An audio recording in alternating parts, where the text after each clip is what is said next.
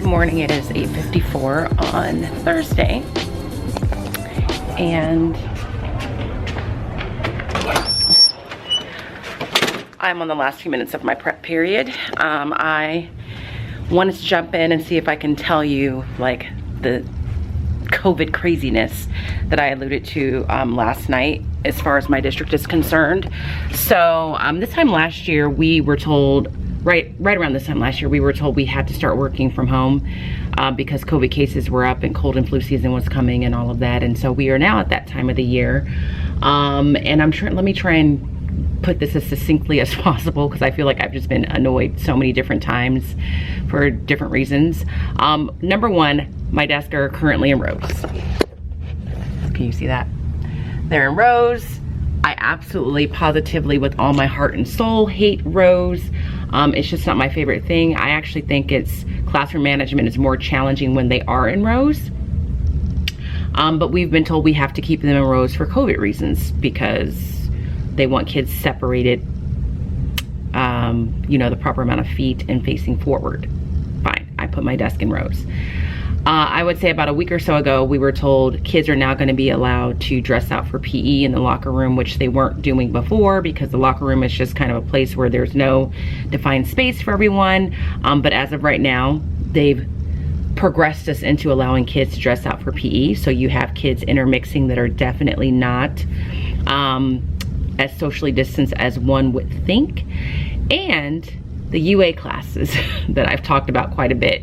And at our middle schools, what happens during third period for us right now is that all the students in every grade level are intermixed based on their level, and their level is determined by their iReady score, which means now you have kids coming from different classes now intermingling with each other for 50 minutes a day, Tuesday through Friday.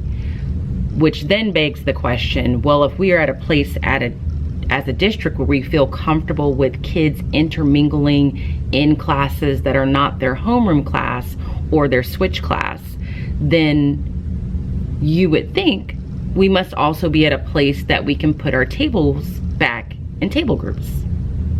And the answer to that is no.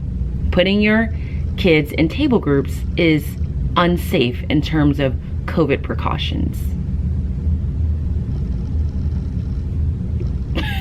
And that the magic of keeping COVID numbers down is not necessarily worrying about kids intermixing in between classes and being exposed to different kids and different teachers for an hour a day, 4 days a week. The key to keeping COVID down is that the kids are facing forward in rows.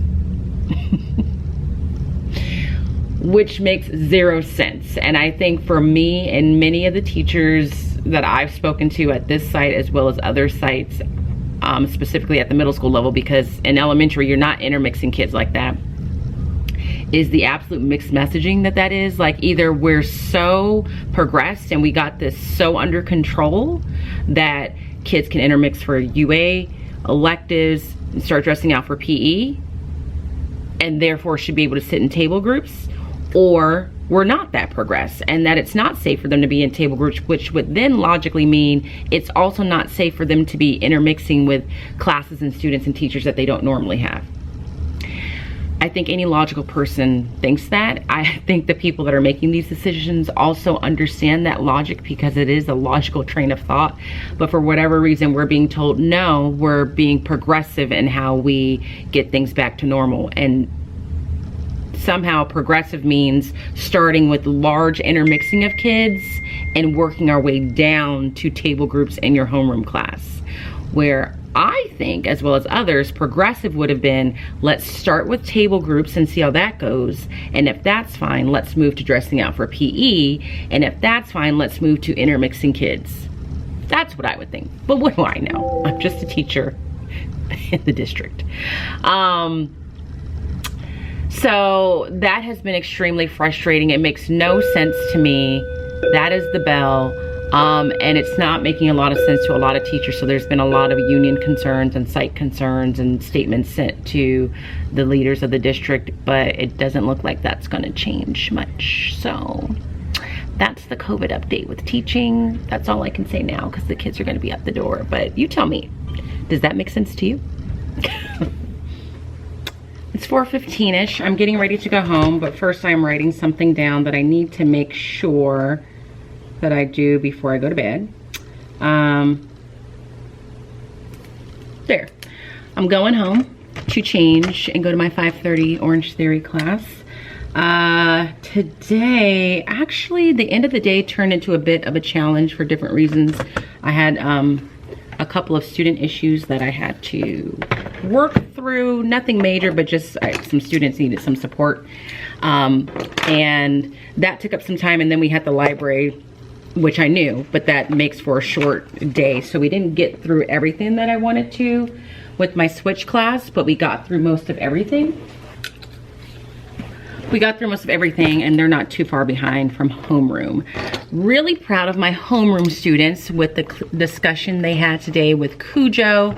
Not that they did better than my switch class, because I know some of my kids watch and they have this theory that I like one class more than the other, which obviously I don't. They just got further along, and so we are getting ready for the writing assignment that they have. I shared the prompt with them yesterday, and then today we listened to the excerpt from Cujo again, and I told them this time you're focusing and listening to instances where Stephen King is writing using that third person limited point of view, and in that a sense of suspense is being created, and just reminding them that something doesn't have to be scary for it to be suspenseful. Suspense just means you don't know what's going to happen. It doesn't have to be gory. Someone doesn't have to die, excuse me. It just has to create that feeling of like, oh my gosh, what's going to happen next? So we listened, and I asked volunteers to share text evidence and what paragraph was it, what was the text evidence, and then the why behind it.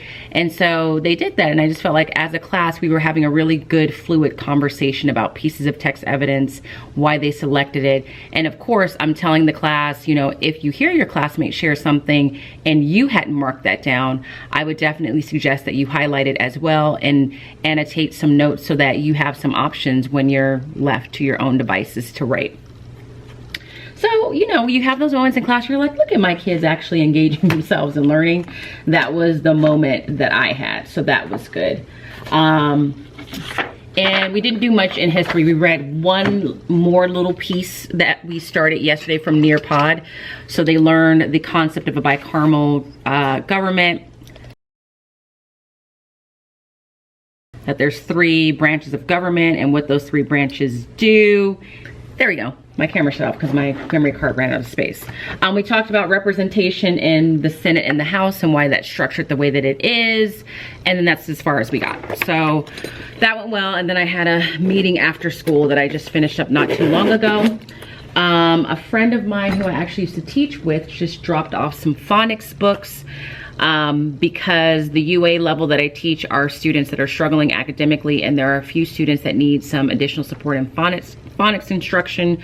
So she gave me those lessons or those workbooks to work through, and I'm probably going to take that home right now and look through it as I lounge on the couch this evening. So but that's it. I think, yeah, this morning I talked about like just the frustrating things with COVID and teaching and what it's affecting and how it's affecting things, and like what to me seems illogical, although to some is perfectly logical. So I don't know if there's really anything else that I wanted to share today. So I'm getting ready to head home. I'm gonna work out. I really need to buy some makeup, but I don't feel like going, so we're gonna see if we can stretch that till tomorrow and just hope for the best. So if you enjoyed today's vlog, this little snippet, please give it a thumbs up. If you are not subscribed, make sure you subscribe. And if you're not following me on Instagram, head over there and follow me at Smarty Style. And as always, I hope that you guys are well. And if you're not well, please be well. And like I said yesterday, for the time being, I'm just gonna say I will see you when I see you. Goodbye.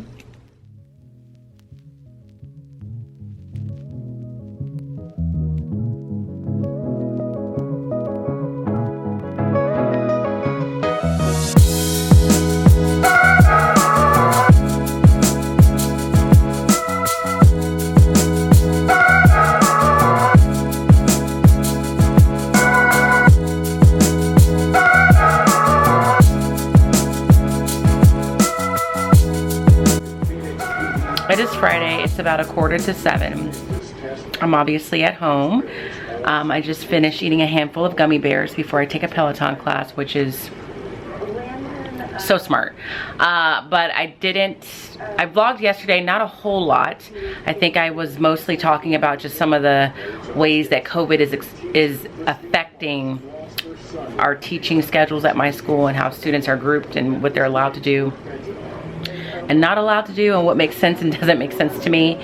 And then today, you know what, Fridays are just, they always leave me so exhausted. I had a pretty challenging afternoon yesterday after I talked to you guys. Like the second half of my day, there were just some things going on that I had to deal with that just kind of made the day a little exhausting. And then I had a leadership meeting after school.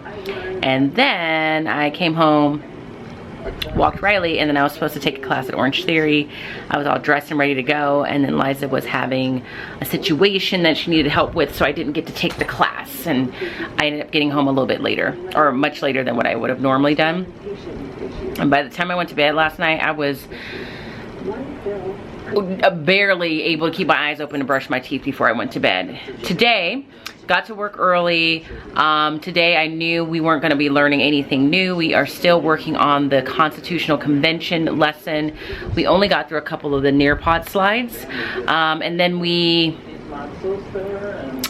read the prompt for the Cujo written response, excuse me, that they're going to do. We did that in my switch class because we didn't get to that. And then we listened to the passage again. We highlighted some text evidence and talked about the text evidence. Some of us selected together and shared that out. And then we spent the rest of the time listening to All Your Twisted Secrets. I'm trying to make sure that if nothing else on Fridays we get to that, because honestly by the time Friday comes, especially Friday afternoon, I think we're all just so tired and worn from the week.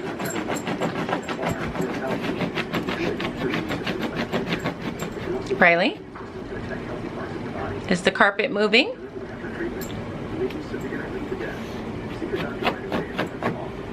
I'm scratching the carpet. We're just so tired and worn from the week in general that listening to a book is just really the best way to spend a Friday afternoon. So that happened, and then after school we got a pretty interesting email from one of our superintendents. You know, I've been talking about this whole UA process and the intermixing of kids and all the reasons why I don't love it, on top of like COVID reasons making it not the smartest choice, I think. And so a lot of different middle school sites have had issues, and they've expressed those issues through site concerns, basically through our district's union, and those get submitted to the district, and then the leaders of the district have to hear them and then respond to them. So we got this email after school today that basically said that we are going to be able to retain our own students and create groups amongst our two classes, our homeroom and switch class, which is great. But then we realized it's saying that come January 11th, we're gonna have to change back. Which you're like, ah! And then, oh. Especially because the next couple of months, there's so many breaks in school that's really not a ton of time. And during this time, we have to test for iReady. So a big chunk of that time will be taken up with iReady testing. And so it feels like they're giving the illusion of giving us what we're asking for, but not quite there. So the good news in that is that it just shows teachers, because I feel like a lot more teachers were willing to submit site concerns with all of this going on. And so it shows teachers that if you genuinely feel like you have a grievance or an issue and you express that and submit that the district does see it, and in many, well, I don't know if I want to say many, and in some cases it will cause movement in the right direction. They may not move exactly where you want them to right away, but it's causing, it can cause movement. So we're gonna see what comes of this, how teachers feel, because we were kind of given the option to retain your own students and make your own groups, or stick to what we started you doing this week and then keep going. Because that's the other thing, we had just started this week and just started meeting new kids and trying to get everybody used to the new schedule, and now to go back and scrap that will be confusing for some kids. But as a union rep, I'm optimistic because it's movement in the right direction, and we'll see what happens from this point forward. So if you have a complaint, submit a site concern, and sometimes you'll get something from it and sometimes you won't, but at least you know you made your voice heard. So, and then I made sure to commit to staying after school and making sure my classroom was cleaned up, that I'm ready for Monday. I lost some time because Fridays people want to just sit and debrief about the week, and so I didn't get to leave as early as I wanted to. But I came home, I just got back from walking Riley not too long ago, and now I'm gonna work out. And that's it. I really thought I was gonna come home, work out, eat, and do some work, but I need to just, I cannot work. I have been working for 7 days straight. I worked all weekend, all week, and I just am shot. And there are so many things that I want to do and I need to do, but I just can't and I just won't. So I'm not doing any work tonight. I'm not going to do any work tomorrow. I don't plan to do any work on Sunday. And if Sunday comes and at some point in the day I feel rested enough to do something, I will. But I just have to remember the lessons I was learning with that Priscilla Schreier series that was on the Sabbath, and how you need to create space. You need to come to a pause, and I haven't been doing that, so I'm gonna do that. So I'm gonna end this vlog here. It's obviously gonna be a combination of 2 days. So if you enjoyed today's vlog, please give it, or the past 2 days vlog, give it a thumbs up. If you're not subscribed, make sure you subscribe. And if you're not following me on Instagram, head over there and follow me at Smarty Style. And as always, I hope that you're well. And if you're not well, please be well. And I will see you when I see you.